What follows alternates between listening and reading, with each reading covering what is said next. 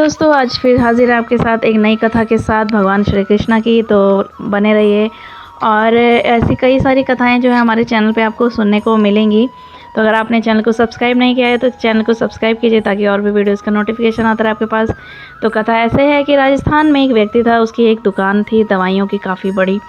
और वहाँ पर उस दुकान में उसने एक भगवान का चित्रपट भी रखा हुआ था, श्री कृष्ण जी का। रोज़ पूजा पाठ करना, रोज़ धूप बत्ती अगरबत्ती दिखाना, भगवान को मानना।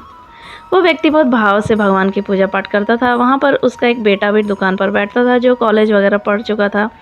वो भगवान में नहीं विश्वास करता था। वो अपने बल्कि पिताजी से कहता था कि साइंस कहाँ से कहाँ पहुँच गया है, दुनिया कहाँ से कहाँ गई, और आज भी इन्हीं सब चीज़ों में उलझे हुए हैं। पिता जो है वो बहुत ही मुस्कुरा कर उसकी तरफ देखते थे और कुछ नहीं कहते थे, अपना काम करते रहते थे।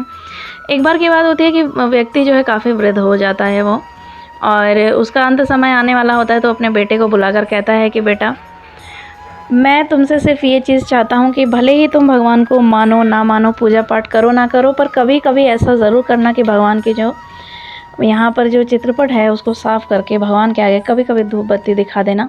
और कभी किसी परेशानी में हो तो भगवान के सामने जो है हाथ जोड़कर उनसे प्रार्थना करना, उन्हें बताना, और भगवान जो है उस चीज़ का निवारण ज़रूर करेंगे।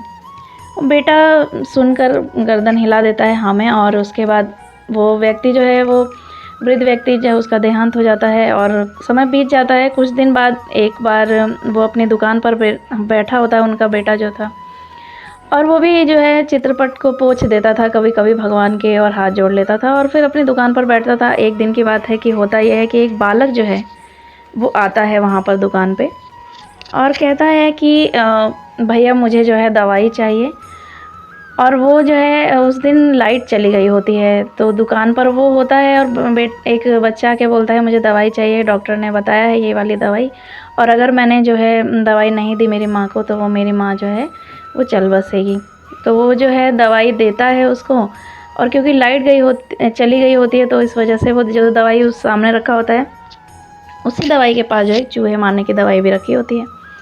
और लाइट ना होने की वजह से उसे समझ नहीं आता है, और वो जो है चूहे मारने वाली दवाई उस बच्चे के हाथ में पकड़ा देता है और बच्चा जो है वहाँ से चला जाता है। इतने में जब लाइट आती है और वो देखता है कि उसने गलत दवाई उस बच्चे को पकड़ा दी, और वो बहुत ज़्यादा डर जाता है, और इतना ज़्यादा डरता है कि वो कांपने लगता है और फिर भगवान के आगे हाथ जोड़ के खड़ा हो जाता है और कहता है भगवान, ऐसा ना हो कि वो बच्चा अपनी माँ को ऐसी दवाई पिला दे चूहे मारने वाली और उसकी माँ को कुछ हो जाए, और इतना बड़ा पाप जो है मेरी वजह से उसके सर लग जाए, या मैं उस पाप का भागी बन जाऊँ।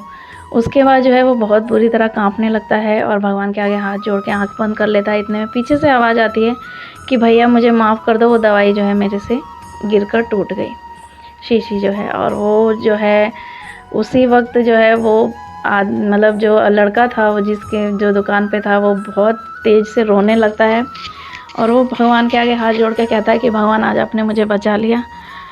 और उस दिन से वो विश्वास करने लग जाता है कि नहीं, प्रभु हैं।